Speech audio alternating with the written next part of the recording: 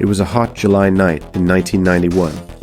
I was 32 years old and out at a bar in Milwaukee, just trying to relax, clear my head, and enjoy a normal night out.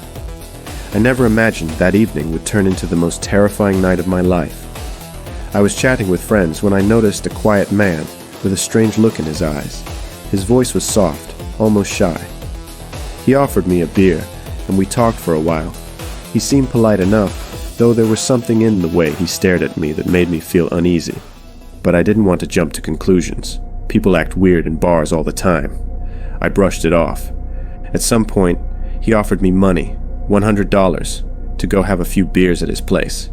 He didn't seem dangerous, just awkward.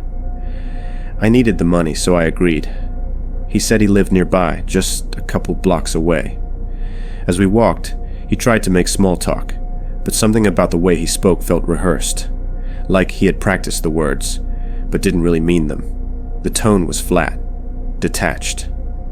We reached his building and walked down a long, narrow hallway. His apartment was messy and immediately overwhelming. The smell hit me before I even sat down. Damp, sour, almost rotten. It made my stomach turn. Still, he acted like everything was normal, smiling as he put on some music and offered me a drink. I tried not to breathe too deeply. I told myself to stay calm and play along. I didn't want to upset him. He went into the kitchen. Out of the corner of my eye, I saw something that made my blood run cold. Large knives on the counter. My heart started to race. From the kitchen, he kept talking to me like we were old friends, but there was something disturbingly cold in his tone. Then he came back into the room with a beer in hand. I took it so he wouldn't suspect anything, but I didn't drink it. That's when he asked me to take off my shirt, saying he wanted to take some photos and that he'd pay me more. I tried to defuse the tension by laughing it off, joking, telling him I had only come for a drink. His eyes changed. His gaze hardened in an instant, and a chill went through my body. Then he pulled out a pair of handcuffs. Before I could react, he grabbed my arm and cuffed one of my wrists. I struggled to pull away, but he was strong. I tried to stay calm, told him it was okay, that we could just talk, but he stared at me with dead eyes, no emotion, no hesitation. Then he pulled out a knife and pressed it against my chest. And he said the words that froze me in place. "Today, I'm going to eat your heart." That's when I knew this wasn't just a thief or a disturbed man. I was face to face with something else, a predator, a monster. I fought to stay calm, even though I was seconds away from falling apart. I spoke slowly. I pretended to cooperate. I told him I didn't want trouble, that I just wanted to talk. He ordered me into the bedroom. The television was on. A movie was playing, The Exorcist III. He was completely locked in on it, whispering some of the lines from a violent scene. His eyes were vacant, soulless. The knife never left my chest. My wrist throbbed in the cuff. My breath was coming too fast. But something inside me lit up. Survive. Whatever it took. I told him I needed air, that I wanted to talk in the living room. To my surprise, he agreed. As we passed through the kitchen, I caught a glimpse of the refrigerators, slightly ajar. Inside, I saw something red, something raw. It didn't look like meat from a store. I felt the bile rising in my throat. Then, for a moment, he got distracted with the TV again. That was my chance. I didn't think, I just acted. I pushed him with everything I had and ran to the front door. But it was locked, several locks. My hands were trembling so badly I could barely function. I fumbled with the keys, trying one after another while he panted behind me, getting closer. Finally, I turned the right one. The door opened. I didn't look back.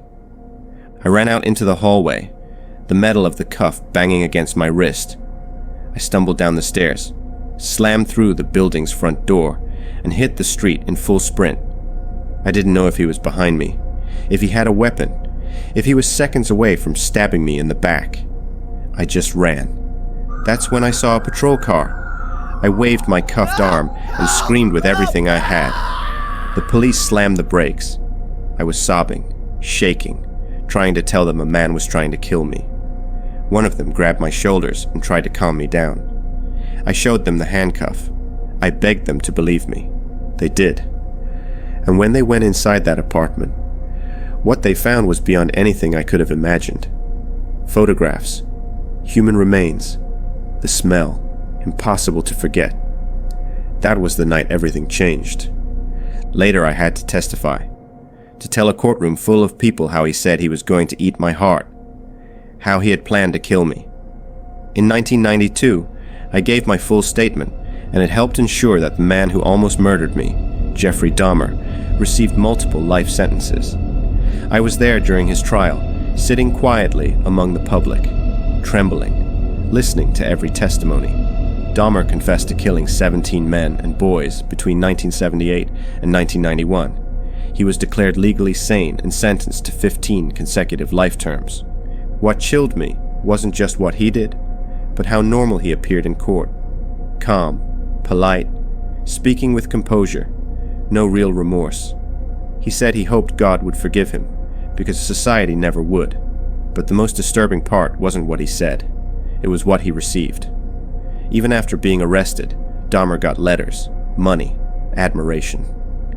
In 1993 alone, people sent him over $12,000 for prison expenses.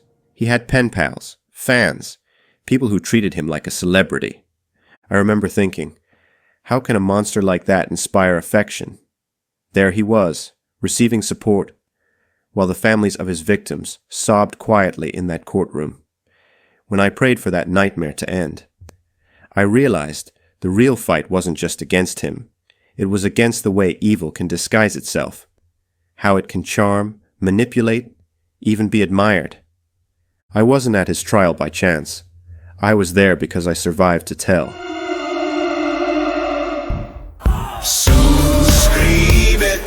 Subscribe now, dale like, hit the like button. Más historias te están esperando.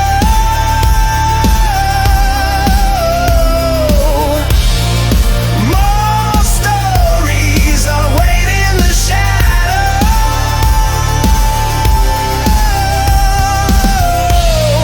No te vayas, stay with me. Sobreviví para contarlo y tú también. I survived to tell, and so did